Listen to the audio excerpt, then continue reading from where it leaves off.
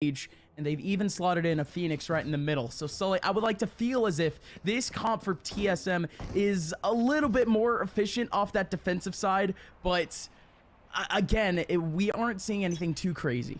No, not really at all. And already Wardell, who has committed himself to the top of the hut outside, I think was looking for an early peek towards mid, but no, two players instead congesting this A bomb site, where in the meantime, Wardell, he's unfortunately gonna, you know, find a couple of bullets to his head. He's gonna get taken down by Som. Now, Bang is very quick to take this space that Wardell has unfortunately lost due to his death. But in the meantime, TSM, it's a slow start with already losing one player. And now the info's been gathered. This is a little bit rough of a start for TSM now.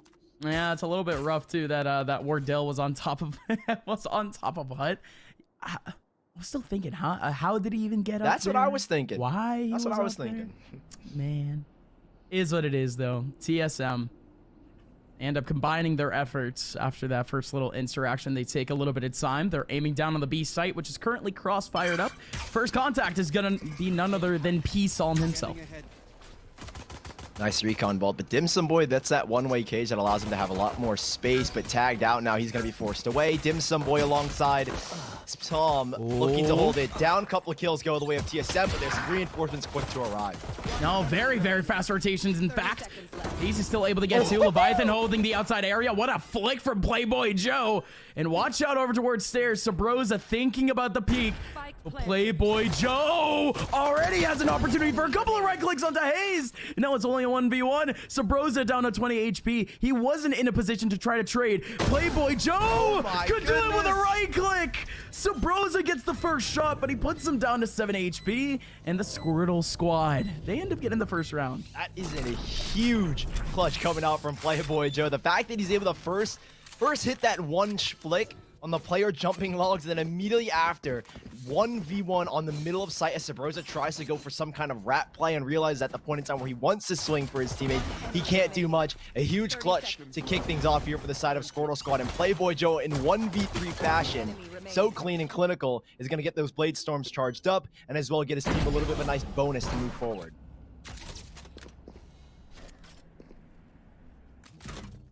Easy peasy little pistol round. But TSM, I do like the response. They're immediately going back with the SMGs.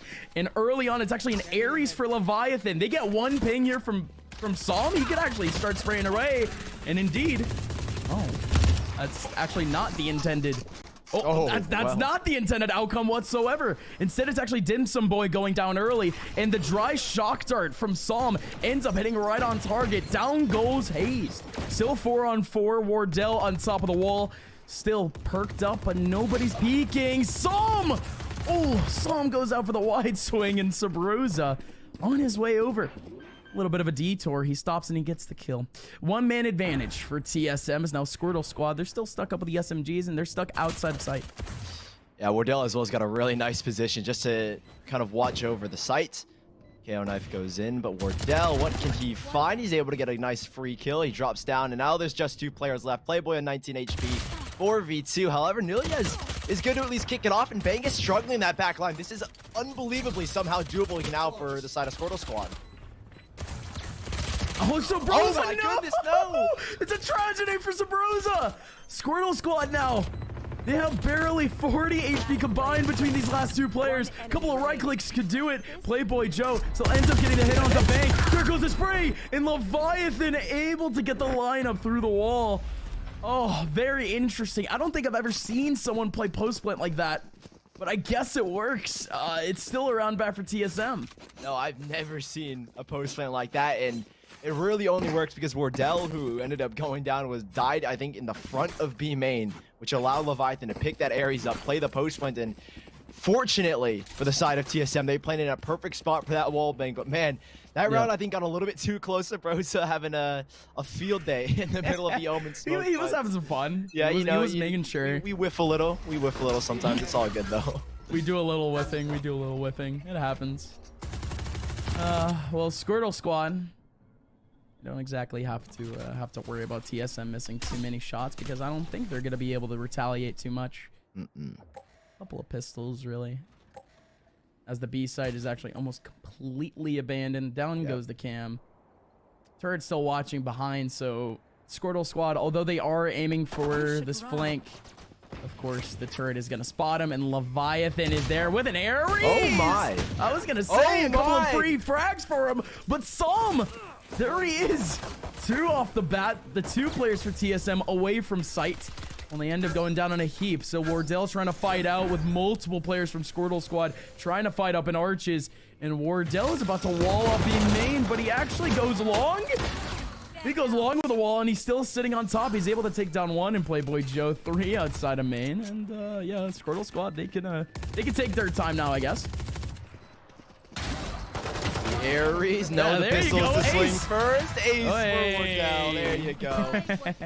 It's an eco ace, but I think the bigger implication is that now Revive. Wardell with those, yeah, exactly, with those 5 kills, they'll get the revive online. They minimize the casualties despite those really nice 2 clean shots coming out from Psalm with the Sheriff. So minimal casualties had. Wardell able to kick things off nicely here in round number 3. Keep his team at least in a firm position, but if they want a bonus in this next round. But that does mean at least Squirtle squad, they'll have the full buy going back, and this is where maybe the real challenges start to arise as Playboy Joey's pulled out the operator. He's got Bladestorm as well to back and fall upon, but the rest, or the total of Squirtle squad is actually only running with light shields here, so that could be maybe an issue against these Spectres.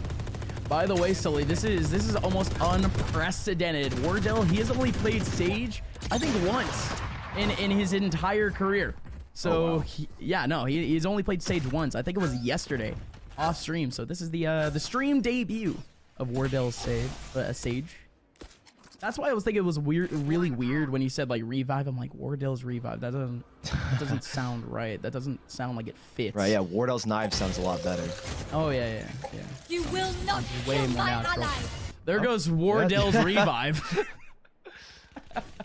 Picking up Sabrosa in the mid side, so back to full strength with just about a minute left. Yeah, and the unfortunate thing is that, yeah, they get the revive. It's back to a 5v5, but they haven't really made any space whatsoever. Playboy Joe, at least, is, I guess, the only signification that they've made some advancement, him being on 26 HP, but I love this angle. You can see their swing ready from Dim Sum Boy. As soon as he feels it's needed, he'll swing, try and play off a Psalm, but the recon bolts countered back from Psalm gives a little bit more space despite being pinged out. And Sabrosa, he's going to try and stink it. Never mind, at the last second cancels, and both those players on Squirtle squad have been forced into the back site. Psalm going in early with a Hunter's Fury, trying to fight back in the middle of sight, but he still has Dim Sum Boy right next to him. There goes Psalm, and both go down. Dim Sum Boy is out. Dim Sum Boy alongside Jonah still getting some kills. Jonah pretty good, but Leviathan now in a 1v2 lines it up. But Jonah and Nilias running into his crosshair. The Ares god, the Odin god, whatever it may be. TSM, they got a cool little acquirement here in Leviathan going absolutely massive. Yeah, and it's very, very fortunate that that's the gun that he has in this situation. All you have to do is hold mouse 1, and he has just barely enough bullets. 19 left. If he had gone for a spray a little bit earlier, who knows how that round could have gone. Leviathan, I said in the pregame, him and Bang have been some of the most clutch, and in that situation, Bang opens the site up. The clutch comes in for Leviathan. Now in this round again, Squirtle squad, it's just another eco. Playboy Joe though with those knives that I mentioned a little bit earlier, I think in round number 3. He's going to use it here in this round, but it's not going to find much impact as TSM. Nice and slow, they take these. A little bit of info off that KO knife, but ultimately it's Squirtle squad. They're going to have to be the ones to try and investigate.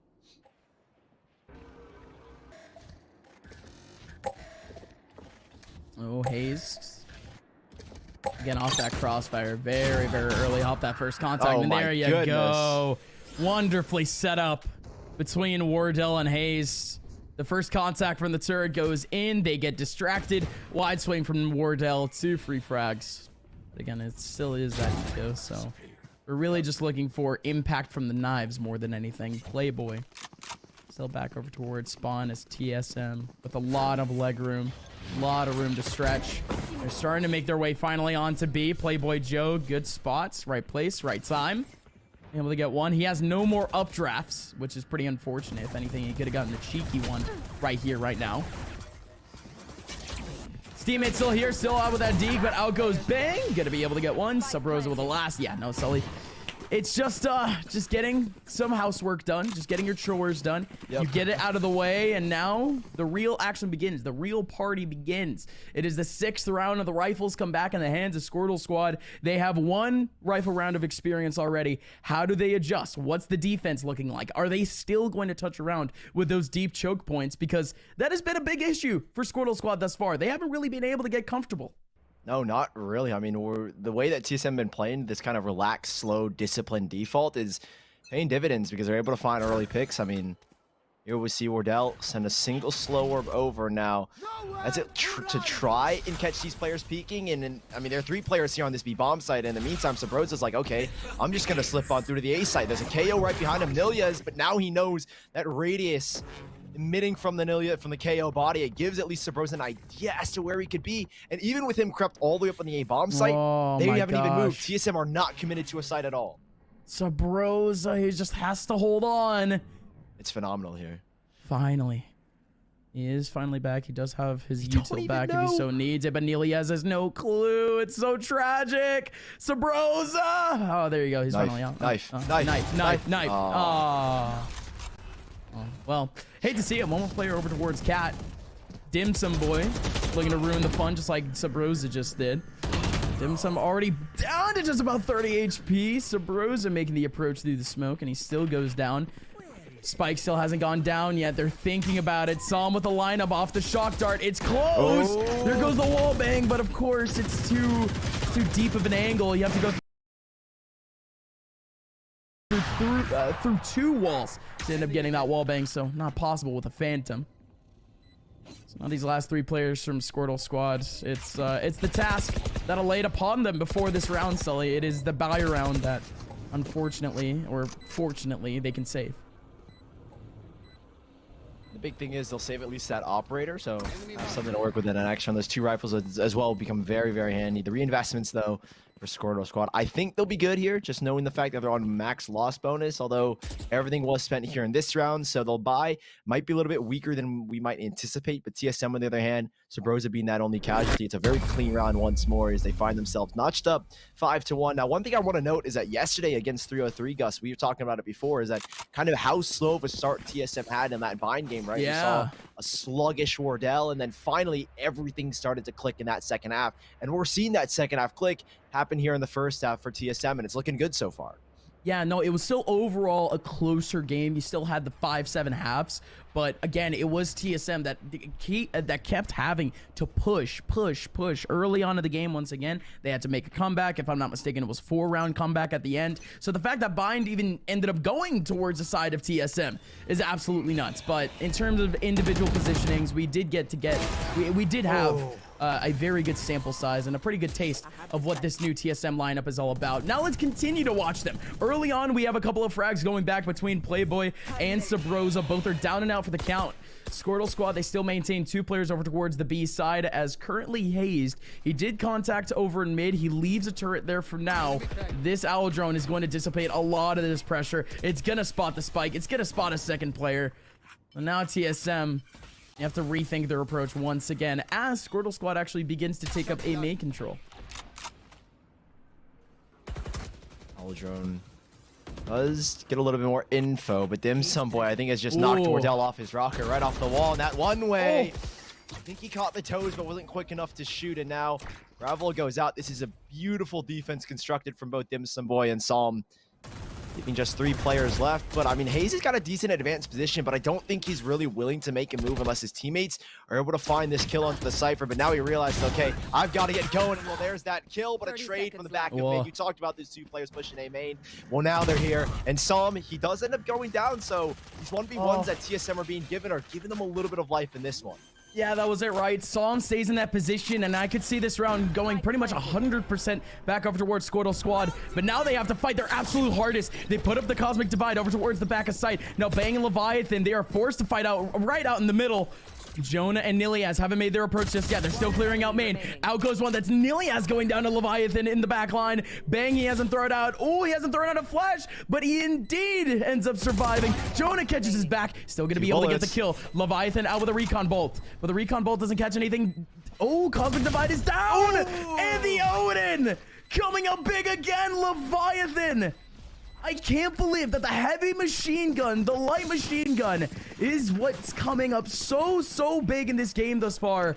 And Leviathan does it again. The new blood Sully. Yeah, and up close, that Odin is just so deadly. And man, it's a great execution from TSM, at least in that very late stage. They're able to get 1v1s. You rely a lot on a haze to get some damage, open things up, isolate that final frag onto Psalm, who's standing in the middle of Boathouse. And Squirtle squad, I'd say that, again, that was probably their round to lose, and unfortunately 1v1s go the way of TSM. They're able to pull it off, and now it puts them again back on another eco. A Shiko round with full set of light armor, 5 sheriffs, as we've coined it a while back, and I said we're never calling it that again. But then Pansy and Hypox said it. So like we both mutually agreed never to call it a Shiko because we thought it sounded weird. Yeah, exactly. Then Pansy and Hypox brought it back, and now we just look weird. Oh! Psalm, in we go. He's gonna be able to get off the Shiko. There you go. Nilias down to 56 HP. Had that first contact, but very good stuff from Psalm. Although, of course, he is traded out, so there's no real advantage to it. They can take back B main. They can get these guns. Wardell lining it up. Going to be able to get one. So John 6 around the corner needs to win that interaction to make this anywhere near possible.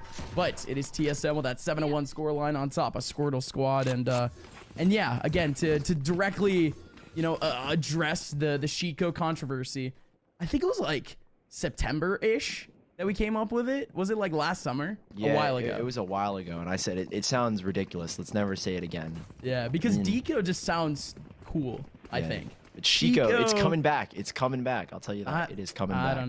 I don't know. You know what's coming back? The Wardell operator. And the operator let's for go, Playboy baby. Joe. Oh, I love this from Wardell. The boost up. Is he going to get anything? Over mid. The op from Playboy Joe finds nothing. Only one op has shot in. Unfortunately, neither have struck. Oh, no. No hits whatsoever. The battleship instead sinks over towards that defensive line. Do they still have that op, though? Do they even want to cover it up to try to get a first contact B main? We'll think about it for now. But TSM currently on the move. One person all the way up in mid. This is so good for Hayes. Hayes with the lockdown. It's gonna cover up a bit of a cat take, but over in mid, Hayes is just calling over so much attention to himself. Dim Sum Boy over in top mid has to go out and away, but they've called it out perfectly, Sully. They've doubled back to A. Everyone is here. Nilias around the corner. Jonas 6 off the cross. Now out comes the flashes. Psalm at the top rope. Spraying now in with the Odin. Nilias still gets a kill back. He's gonna be able to get a second. One more player over in main. Spraying away. That shock dart gonna be able to hit. That smoking cat, I think, is gonna dissipate in just a little bit. Nilias still has to watch out. 33 HP left. Leviathan still finally getting another kill with a Hunter's Fury. And Hayes coming up from behind. The person who we were expecting this entire time. Off that lurk. Off that flank. He comes in late, and Dim Sum spots him first. 2v2. Dim Sum with a couple of shots in. A couple of bursts in onto Leviathan. They only have just about 15 seconds left. They have no utility. In we go. Leviathan still gets the pick. Nilias with a flash. Spraying through. The door is down. He has to get it. He has to break down the door. Line it up. Spray in. He still gets the kill. 4 seconds left. He has to stay alive. But Leviathan gets it. Oh my word. It is pure chaos for what was a very simple TSM win. But my, oh my. Sully, you know I love dramatics. You know I love rounds like that. That was just way too dramatic. I think the Killjoy ultimate worked a little bit counterintuitively to how TSM wanted to play. The idea was that you push them off a cat, and I was thinking that, okay, TSM with his ultimate, they're going to queue up the push, so when the last second comes in, they swing out, they catch the players as they're trying to run away from the lockdown radius, but they swing so late, and in the meantime, Squirtle's got okay, let's all rotate here. Well, here they are again, back on the A-bomb site. 3 players this time around, and quickly 2 players go down as a third falls from Playboy Joe. It's a nice, I think, simple round for TSM. Oh my, Leviathan. Leviathan's actually like really nice with the Odin. Yeah, like maybe it's just him, maybe not the Odin. Oh yeah, for sure.